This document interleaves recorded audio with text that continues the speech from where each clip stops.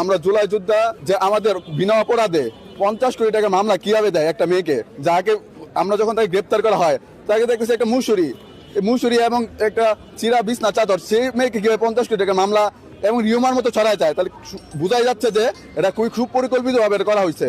যেহেতু 2 দিনের রিমান্ড মঞ্জুর করা হয়েছে, পুলিশ এই জায়গায় রিমান্ড চাইছে, আমি পুলিশ যে এখনো যে রয়ে গেছে পুরোপুরি স্পষ্ট বোঝা যাচ্ছে। এবং যে কোর্ট এটাকে 2 দিনের রিমান্ড মঞ্জুর করছে, একটা 17 বছর প্রাপ্ত মেয়েকে, 17 বছরের একটা অপ্রাপ্ত মেয়েকে কিভাবে 2 দিনের রিমান্ড দেয়? এটা আমার প্রথম প্রশ্ন। কোন আইনে আছে? ভারতীয় সংবিধানও তো নাই যে অপ্রাপ্ত বয়স্ক একটা মেয়েকে 2 দিনের রিমান্ড দিবে। তা আবার কারাগারে তো দিনে ছিল, কিভাবে সে কারাগারে থাকে?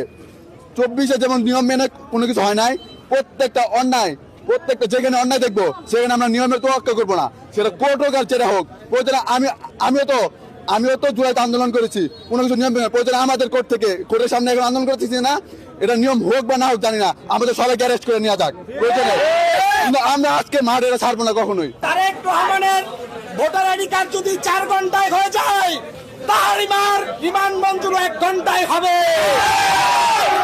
তারেক রহমানের পাসপোর্ট যদি 5 ঘন্টায় হয়, তাহার রিমান্ড মঞ্জুর 5 মিনিটে হবে। যার কারণে তারেক রহমান বাংলাদেশে অবস্থান করতে পারছে, সেই তারিমাকে কিভাবে আদালতে ধরে নিয়ে আসা হয়? ইন্টারিম গভর্নমেন্ট হাতে চুরি করে বসে থাকেন আপনি। সকালেই তারিমার সাথে এখানে গারদখানায় আসার পর সকালে ওর সাথে 20 মিনিট কথা বলেছি। সে বলেছে, আঙ্কেল আমার সাথে ওই লোক বারবার আমাকে খারাপ প্রস্তাব দিত, যত আন্দোলনে গিয়েছি তত আন্দোলনে সে হাজির হয়েছে এবং আমাকে কুপ্রস্তাব দিয়েছে। আমি তার এই প্রস্তাবে রাজি হই নাই, যার কারণে সে এটা প্রতিশোধ নেওয়ার জন্য আজকে এই 50 কোটি টাকার মামলা সাজাইছে। আমার নামে 50 টাকার মামলাও সে দেখাতে পারবে না। পুরোটাই হয়েছে একটা মিডিয়া ট্রায়াল, পুরোটাই হয়েছে একটা তার উপরে আগ্রাসন। আমাকে একটা বলেন, কোন আইনে আছে, পৃথিবীর কোন সভ্য আইনে আছে একটা 17 বছরের কিশোরীকে 10টা দিন ধরে ওকে জেলে আটকিয়ে রেখেছে, কোনো জামিন ছাড়া, কোনো বিচার ছাড়া?